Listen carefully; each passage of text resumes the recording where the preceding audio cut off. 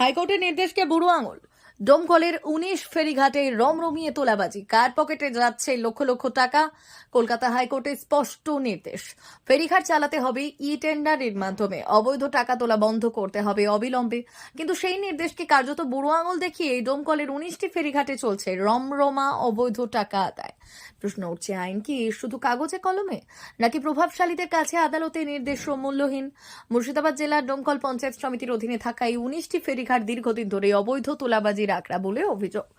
ই tender সংক্রান্ত মামলা গড়ায় কলকাতা হাইকোর্ট পর্যন্ত। সেখানেই মামলার নিষ্পত্তি করে স্পষ্ট নির্দেশ দেন মহামান্য বিচারপতি, পঞ্চায়েত সমিতিতেই ই টেন্ডার করতে হবে, বেআইনি টাকা তোলা বন্ধ করতে হবে। কিন্তু বাস্তব চিত্র কি? হাইকোর্টের রায়ের পরও ফেরিঘাটে আগের মতোই চলছে টাকা আদায়। অভিযোগ উঠছে তৃণমূলের একাংশ নেতা ও ঘনিষ্ঠদের বিরুদ্ধে। এই বিষয় নিয়ে সরব হন খোদ মুর্শিদাবাদ লোকসভা কেন্দ্রের সাংসদ আবু তাহের খানও। বাম কংগ্রেসের অভিযোগ আরো গুরুতর। সিপিএম নেতা মুস্তাফিজুর রহমান রানা সরাসরি নাম করে বলেন, ফেরিঘাটে টাকা কে তোলে, কারা ভাগ পান, সবটাই ভালো করে জানেন প্রয়াত তৃণমূল বিধায়ক জাফিকুল ইসলামের ভাইপো অর্থাৎ পূর্ব কর্মাধ্যক্ষ মেহবুব হাসান ম্যান্ডেলা। পঞ্চায়েত সমিতির কর্মাধ্যক্ষ সে হচ্ছে যে প্রাক্তন বিধায়ক, প্রয়াত বিধায়ক জাফিকুল ইসলামের ভাইপো। এই ফেরিঘাটের টাকা কারা তুলে সেটা পঞ্চায়েত সমিতির কর্মাধ্যক্ষ খুব ভালো করে জানে, এবং কত টাকা ভাগ পায় সেই কর্মাধ্যক্ষ সেটাও উনি ভালোভাবে জানে। ডোমকলের মানুষ জানে যে কারা এই ফেরিঘাটগুলো, ডোমকলের ১৯টা ফেরিঘাটকে লুটে পুটে খাচ্ছে, এবং এই ফেরিঘাটগুলোতে অবৈধভাবে পঞ্চায়েত সমিতির স্বার্থকে ক্ষুণ্ণ করে আজকে দাঁড়িয়ে তারা এই ফেরিঘাটগুলো অবৈধভাবে চালাচ্ছে। কংগ্রেস নেতা তাহিদুল ইসলাম আরো এক ধাপ এগিয়ে দাবি করেন, এই অবৈধ তোলাবাজির সঙ্গে সরাসরি যুক্ত পঞ্চায়েত সমিতির পূর্ত কর্মাধ্যক্ষ মেহবুব হাসান ম্যান্ডেলা। ভগরাজপুর একটা ফেরিঘাট আছে, ওই ফেরিঘাটে পারাপারের সময় জিজ্ঞেস করেছিল, অন রেকর্ড বলছি, আমি তাকে বলেছিল যে আমি ম্যান্ডেলার সঙ্গে কথা বলছি বলে বিষয়টা দেখছি। ম্যান্ডেলার সঙ্গে কথা বলছি মানে তার মানে ওই ঘাটটা ওনারই তত্ত্বাবধানে ওখানে টাকা তোলা যে সেটা চলছিল। এর আগে একাধিকবার বলেছি যে এখানে সৌরভ হোসেন কি ওর স্ত্রী ঘোড়ামারা 10 নম্বর জিপির প্রধান, ওনার প্যাডকে ব্যবহার করে উনি নিজে সিগনেচার করে এই ঘাটগুলাকে লিজ দিচ্ছেন।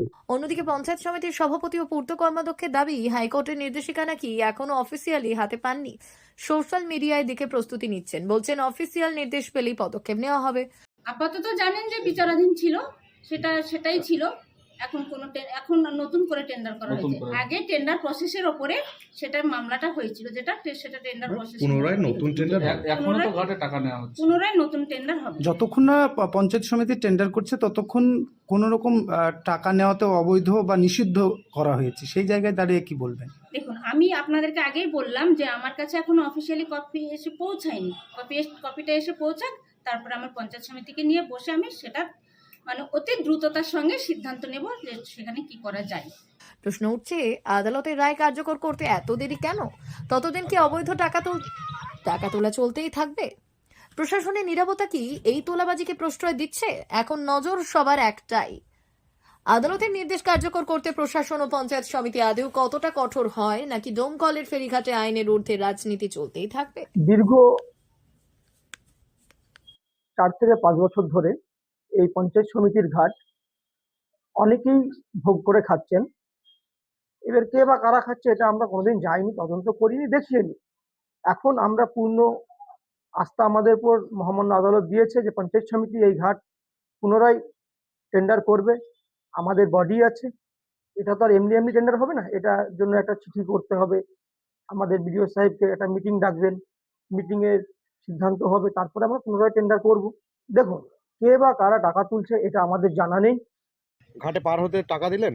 হ্যাঁ, টাকা দিলাম। কত? 20 টাকা দিলাম। যাওয়া আসা 20 টাকা দিল। আমার সিঙ্গেল, আমি একাই গিয়েছি, তাই 20 টাকা নিল। এই ঘাট যে ডাক নেই, জোর করে টাকা নেয়, সেটা জানেন না, আমি জানতাম না সেটা, আজকে জানলাম আমি। কিন্তু জানলে আমি টাকাই দিতাম না, ঠিক আছে? কিন্তু এটা উচিত না, এভাবে অবৈধভাবে টাকা নিয়ে সরকারকে দিলে ঠিক ছিল। আমাদের গ্রামের নাম কি? নাম আছে, মেলাজনই আছে। কতদিন থেকে টাকা তোলা হচ্ছে এইভাবে? আমি আজকে এসেছি, আমি জানি না, আমি কাজ থেকে এসে বসেছি, আমি সঠিক বলতে পারবো না। টাকা নিবে কে? মালিকে নেবে, আমি তো বলতে পারবো না। তুমি কর্মচারী? কর্মচারী, হ্যাঁ। কত টাকা দেয় তোমাকে আমাকে 500 টাকা করে দেয় ডেলি? আপ ডাউন 20 টাকা। 20 টাকা নিল প্রতিদিনই নেয়? হাইকোর্টে মামলা চলছিল তো, ঘাট অবৈধ, টাকা তোলা যাবে না তো? সেটা তো আমরা জানি না। আছে সমিতির লোক ছিল, তারা হাত করে আজাদকে টাকা দিয়েছিল, আজাদের হাত দিয়ে। আবার এবারও আজাদ টাকা চেয়েছিল, টাকা দেয়নি, টাকা আজাদকে দেয়নি, যে ঘাট দিতে পারবে না, এইসব ভয়ে টাকা আমরাও দিইনি। আমাদের গ্রামেরও অন্য লোককে আরো লোককে ঠেকিয়েছিল ঘাট দিব বলে, তারাও গিয়েছিল ঘাট কিনতে, ঠিক আছে। তারা কিনে ওরা জিজ্ঞেস করেছে যে নৌকা নাই, ওদের নৌকা নাই, কিছু নাই, ওরা ঘাট করতে পারবে না, আমরাও ঘাট নিব না বলে, আমরা ঘাট 12 লাখ টাকায় নিব না, তাহলে আমরা 12 লাখ টাকায় নিব না বলে বসে আছি। আমরা যাইনি আর কোথাও, আমরা ঘাটে বসে আছি। আমরা আজাদ কোথায়, নদিয়ায় বাড়ি, এটা আমরা জানি, আমরা সঠিক জানি না কোথায় বাড়ি, ফোনে আমাদেরকে কথা বলে।